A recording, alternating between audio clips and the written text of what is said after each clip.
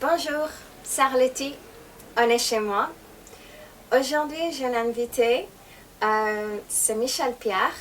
C'est l'auteur de ce livre classique et incontournable de l'arboristerie française, Les plantes du bien-être. Je vous le conseille. Il est aussi le directeur de l'arboristerie du Palais Royal. C'est la plus vieille arboristerie de la capitale. Et on va discuter un peu la réalité de l'arboristerie en France. Michel Pierre, j'aimerais vous remercier d'avoir accepté de faire cette interview. C'est un sujet très important, surtout au niveau législatif, c'est très ambigu pour les consommateurs ainsi que parfois pour les arboristes. Donc on va commencer vraiment très simplement. Que fait un arboriste? Un arboriste réceptionne des plantes qui viennent du monde entier. Il les distribue au public qui en a besoin en fonction de ses besoins. Un arboriste dispose d'environ 400-450 plantes différentes.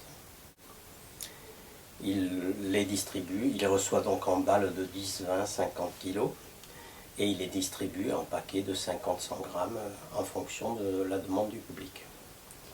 Quand et pourquoi ce métier est-il interdit? Le métier a été supprimé en 1941 sous le gouvernement de Vichy, qui était une période un petit peu trouble, mais ça fait partie des rares lois qui n'ont pas été abrogées par le général de Gaulle après la guerre. Et à votre avis, pourquoi ce métier est-il interdit? Il a été interdit à une époque un petit peu trouble. Est-ce que dans la commission qui a interdit ce métier, il y avait 8 pharmaciens sur 10 personnes?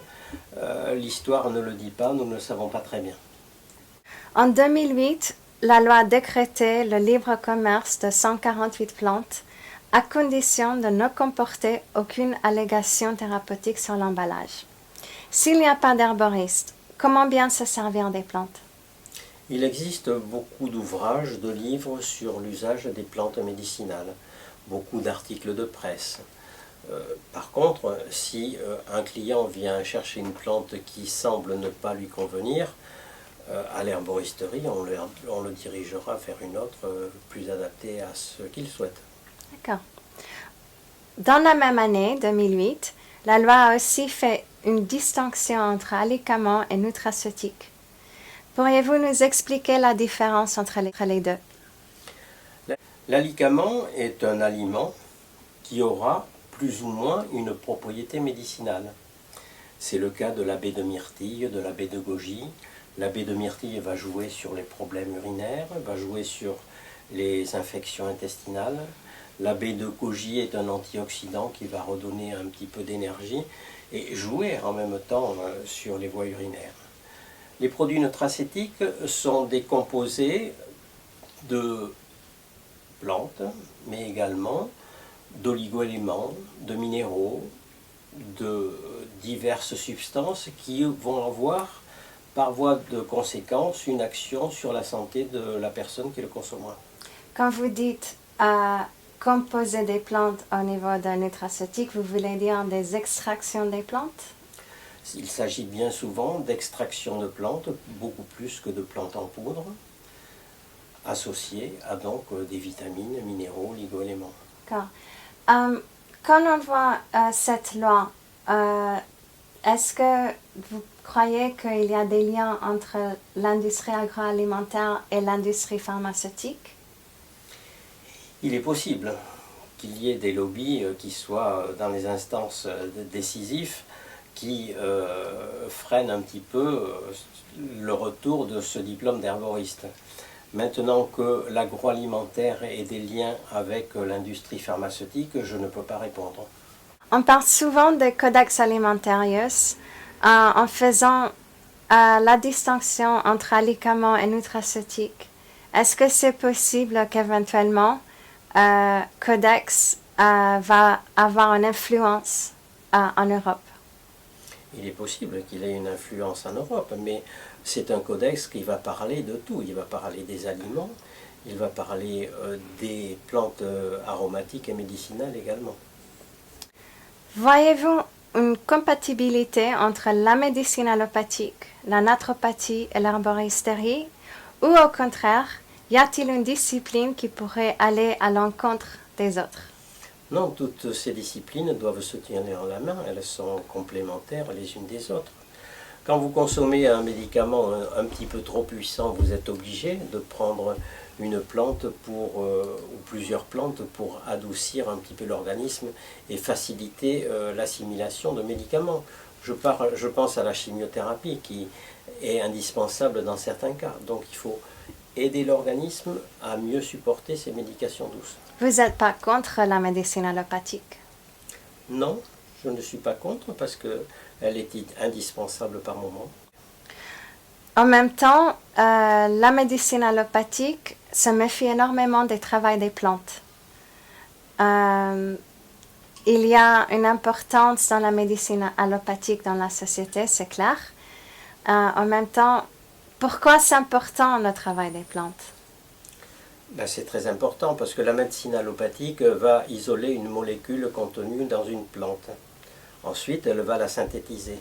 On n'obtiendra jamais le totem de la plante avec tous les éléments connus et inconnus, puisque c'est une synergie d'action de tout un tas de molécules. Et en même temps, il y a une différence entre prévention, qu'on voit dans l'herboristerie et dans la naturopathie, et pas forcément dans la médecine allopathique. Existe-t-il une forte demande pour le métier d'herboriste? Oui, il y a de plus en plus de demandes pour le métier d'herboriste. Toutes les écoles sont submergées. Il y a quelquefois 2-3 années d'attente. Alors, ces personnes voulant se former à l'herboristerie sont d'abord des passionnés, des gens qui aiment les plantes. Mais ça peut être aussi des scientifiques, comme les pharmaciens, qui veulent avoir une autre approche de leur métier, tout en étant passionnés par les plantes. En dehors des passionnés, y a-t-il une forte demande parmi le public? Le public est très demandeur de produits simples, naturels, aussi bien pour soigner un petit malaise que pour éviter d'en avoir. Vous avez eu beaucoup de soucis sous la loi. Vous êtes où en ce moment au niveau législatif?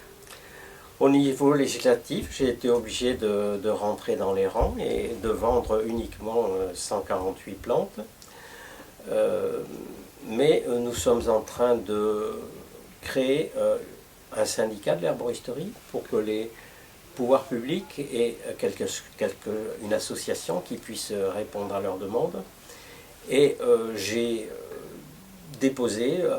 donné à cette association, à ce syndicat, une liste de plantes qui pourraient être en vente libre plus largement, puisqu'elle représente environ 250-280 plantes qui pourraient être vendues ou en vente libre, puisqu'il ne s'agit pas de plantes ayant des effets secondaires ou des plantes vendues par des professionnels de l'herboristerie. En Belgique, l'herboristerie semble être bien vivante. Est-ce que le métier est uniquement supprimé en France ou en d'autres pays en Europe?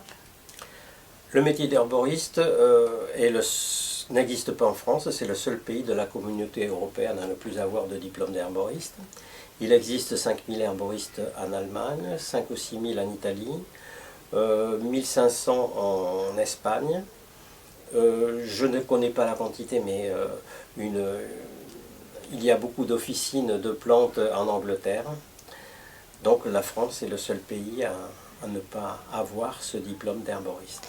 Donc en gros, la France c'est le seul pays où les gens n'ont pas vraiment le choix pour se guérir comme ils veulent.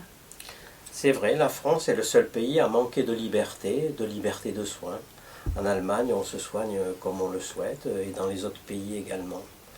Mais ça fait partie aussi, l'herboristerie fait partie de notre culture européenne, donc je suis aussi un petit peu optimiste parce que je pense qu'il va falloir que quelque chose se passe si la France veut vraiment faire l'Europe. Donc, vous m'amenez à ma dernière question. Pensez-vous que ce métier puisse devenir une profession reconnue dans la loi dans les prochaines 5 années? Il y a 2 ou 3 ans, je vous aurais dit non. Et à l'heure actuelle, quand je vois le public qui est à la recherche de cette consommation de plantes et de produits naturels, je suis plus optimiste et je pense que le législateur ne va pas avoir le choix. Il va être obligé de faire quelque chose pour le bien-être des Français. Qu'est-ce qu'on peut faire pour améliorer les choses, pour avoir plus de liberté de choix? Il faut d'abord consommer des plantes et des compléments alimentaires. Il faut en parler aux politiques, à son député. Il faut en parler aux médias, parce que les médias ont un poids énorme aussi sur l'opinion publique. Il faut en parler autour de soi.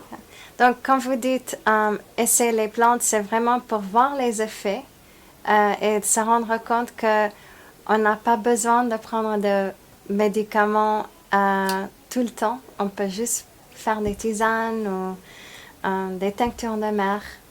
Tout à fait, une médication lourde n'est pas forcément toujours utile. On peut obtenir d'excellentes solutions pour une bonne santé avec les plantes, avec les compléments alimentaires. Je suis très curieuse de savoir quelle est votre plante préférée. Alors moi j'ai l'habitude de faire des cures de drainage 2 fois par an. Il y a des plantes que j'affectionne beaucoup, mais il y en a que je consomme et d'autres que j'affectionne beaucoup pour les conseiller au public. Moi je consomme régulièrement de l'aubier de tilleul pour drainer, nettoyer mes reins.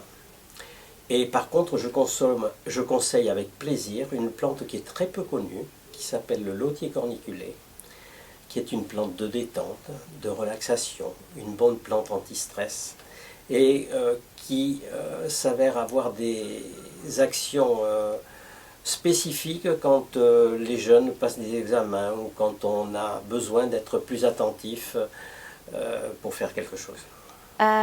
Lotus corniculatum. Et Michel Pierre, encore une fois, merci beaucoup pour votre temps. c'est moi qui vous remercie. Et j'espère vraiment qu'on puisse évoluer les choses. Souhaitons-le. Je vous remercie d'être resté jusqu'à la fin. Comme vous voyez, c'est un sujet important.